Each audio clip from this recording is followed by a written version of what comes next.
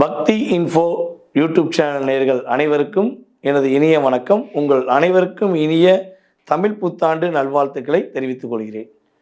தற்போது நம்ம பார்க்க போகிற விஷயம் என்னென்னா, இந்த 2026ஆம் ஆண்டு தமிழ் புத்தாண்டு உங்களுடைய லைஃப்பில் எப்படி இருக்க போகுது.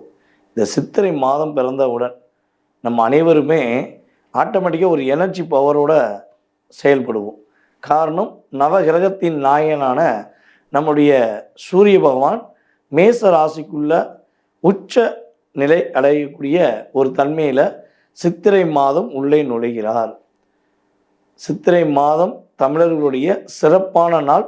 மிக மகிழ்ச்சியுடன் சந்தோஷமாக கொண்டாடக்கூடிய இந்த தமிழ் புத்தாண்டு உங்களுடைய ஒவ்வொருவருடைய வாழ்க்கையிலும் நவ கிரகங்கள் இந்த தமிழ் புத்தாண்டிலிருந்து என்னென்ன மாற்றங்களை கொடுக்க போகிறாங்க, என்னென்ன விஷயங்களில் நீங்கள் மிக சிறப்பாக மகிழ்ச்சியாக மேலும் கவனமாக இருக்கணும் என்பதை பற்றி நம்ம இந்த வீடியோக்குள்ளே தெளிவாக சொல்லியிருக்கோம். வீடியோ முழுமையாக பாருங்கள். உங்களுடைய வாழ்க்கையில் எல்லா வளமும் பெறுவதற்கு நீங்கள் வீடியோ முழுமையாக பார்த்து நீங்கள் வெற்றி பெற உங்களுக்கு வாழ்த்துக்களை தெரிவித்துக் கொள்கிறேன். வாங்க வீடியோக்குள்ளே போகலாம். மீன ராசி அன்பர்களுக்கு நம்மளுடைய தமிழ் புத்தாண்டு என்னென்ன மாற்றங்களை உங்களுக்கு கொடுக்க போகுது அப்படின்னு சொல்லி பார்க்க போகிறோம். ஜென்மத்தில் சனி பகவான் அமர்ந்தாலும் உங்களுடைய ராசியின் அதிபதியான குரு பகவான் ஆனி மாதத்துக்கு பிறகு உங்களுடைய ராசிக்கு 5ஆம் இடத்துக்கு போவது இந்த தமிழ் புத்தாண்டு உங்களுக்கு மிகப்பெரிய சிறப்பை கொடுக்கும் என்பதற்கு இதுதான் ஒரு பெரிய எடுத்துக்காட்டு. மீளா துயரத்தில் இருக்கீங்க, மீண்டு வருவது எப்பன்னு நீங்கள் காத்திருக்கீங்கன்னா, உறுதியாக சுப கிரகமான உங்களுடைய ராசியின் அதிபதியான குருவின் பார்வையின் மூலமாக நீங்கள் உங்களையே உணரக்கூடிய ஒரு அற்புதமான காலகட்டம். கிட்டத்தட்ட 2022 தற்போது நடக்கும் இந்த 2026 பிப்ரவரி வரையும் நீங்கள் பட்ட கஷ்டத்தை சொல்கிறாந்தா ஒரு நோட்டு இல்லை, 10 நோட்டில் எழுதி வைக்கலாம். அவ்வளோ ஏமாற்றம், துரோகம் எல்லாத்தையும் நீங்கள் சந்திச்சிட்டீங்க. சில மீனராசி அன்பர்கள்லாம் எப்படி மீன் தரையில் விழுந்தா துள்ளி தன்னுடைய நிலையான தன்மையை நோக்கி பயணிக்க துடிக்குமோ, அதே மாதிரி தான் உங்கள் லைஃப்பில் நீங்கள் அவ்வளோ தூரம் துடிச்சிட்டீங்க. அவ்வளோ தூரம் அழுத்தம், அவ்வளோ தூரம் பிரச்சனை. எப்படி இதை ஃபேஸ் பண்ண என்ன பண்ணனே தெரிய முடியாத அளவுக்கு உங்களுக்கு நிறைய குழப்பம் இருந்துச்சு.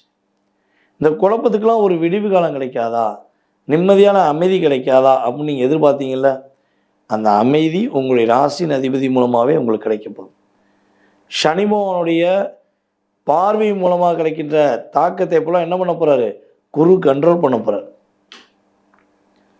உங்களுடைய முயற்சி ஸ்தானம் இனிமேல் தான் வலிமை அடைய போகுது. பொருளாதாரத்தில் பெரிய ஏற்றம் உண்டு அப்படிங்க சொல்லலாம். அதே போல் உங்களை விட வயது குறைந்தவர்கள்லாம் உங்களை எந்த அளவு காயப்படுத்துகிறாங்களோ, எந்த அளவு கஷ்டப்படுத்துகிறாங்களோ அவங்களாம் திருந்தி அவங்களுடைய தவறை உணர்ந்து உங்ககிட்ட அன்பு காட்டக்கூடிய ஒரு பாக்கியம். அதே போல் இன்னொரு விஷயம், கடன் பிரச்சனையில் சிக்கி தவிக்கிற உங்களுக்கு கடன் பிரச்சனை மீண்டு வருவதற்கான ஒரு வாய்ப்பு. கணவன் மனைவி ஒற்றுமையில் மீன ராசிக்காரங்க கிட்டத்தட்ட இப்போ பெரிய பிரச்சனையை சந்திச்சுக்கிறீங்க.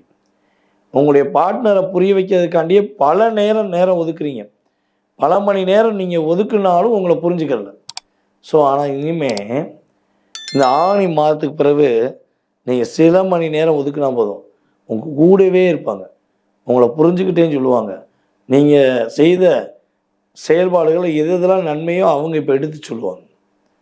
இப்போ வரையும் உங்களை குற்றம் சொல்லிட்டு வந்த அவர்கள் உறுதியாக இப்போ தான் உங்கள் மேலே மேன்மையாக பேசக்கூடிய, உங்களுடைய உண்மையான அன்பை புரிந்து கொண்டு உங்கள் மேலே உள்ள அன்பை மீண்டும் அவர்கள் வெளிப்படுத்துவதற்கான ஒரு அற்புதமான காலகட்டம்.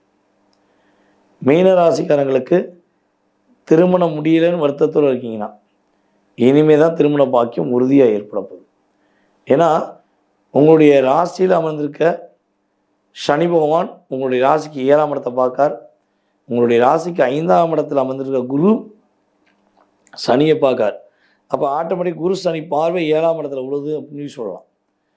ஆட்டோமேட்டிக்காக என்ன நடக்க போகுது, திருமண தடை விலக போகுது. நண்பர்கள் மூலமாக ஏற்பட்ட மன அழுத்தம் குறைய போகுது. அதே போல் முதல் மேரேஜுக்காக காத்திருப்பவர்களுக்கு முதல் திருமணமும், முதல் மேரேஜ் முடித்து இந்த கிட்டத்தட்ட நான் சொன்ன மாதிரி இந்த 2022 26க்குள்ளே உங்களுடைய திருமண வாழ்க்கையில் நிறைய மன முறிவு ஏற்பட்டு திருமணம் கேன்சல் ஆக வேண்டிய சூழ்நிலை இருந்துச்சு, கடைசியில் பிரிஞ்சு போயிட்டீங்க அப்படின்னு வருத்தத்தில் இருந்தீங்கன்னா மட்டும் உறுதியாக 2வது திருமண பாக்கியம் உண்டு.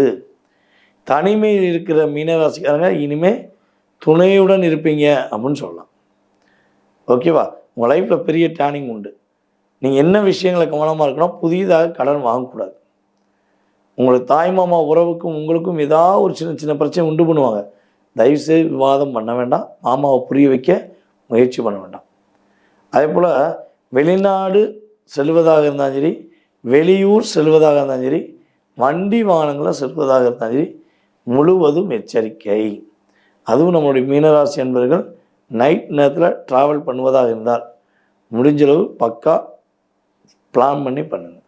இல்லை முடிஞ்சால் நீங்கள் டிரைவிங் பண்ணாமல் உங்கள் கூட இருக்கவங்கள வண்டி வாகனம் உடச்சிடுங்க. ஸோ இதிலெல்லாம் கவனமாக இருந்தால் மீளா துயரத்தில் இருக்கிற மீனராசிக்காரங்க மீண்டு வந்து வெற்றி பெறுவீர்கள் என்பது நிதர்சனமான உண்மை.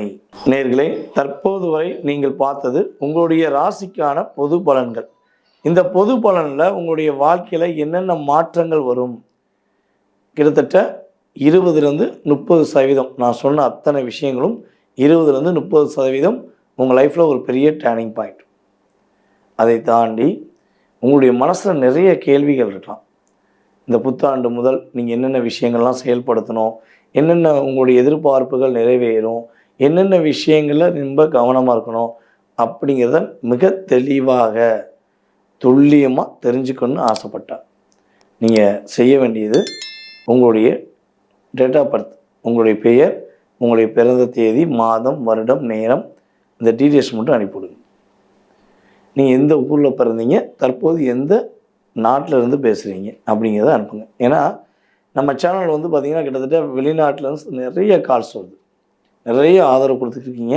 ஸோ அப்போ நீங்கள் எந்த நாட்டில் இருக்கீங்கன்னு தெரிஞ்சால் தான் உங்களுக்கு ஏற்ற மாதிரி டைம் கொடுக்க முடியும். ஓகேவா? ஸோ கட்டாயமாக டீட்டெயில்ஸ் அனுப்பிவிடுங்க. உங்களுடைய ஜாதக ரீதியான அனைத்து விதமான கேள்விகளுக்கும் மிக துல்லியமாக நேரம் ஒதுக்கி உங்களுக்கு பதில் கூற நான் காத்திருக்கிறேன்.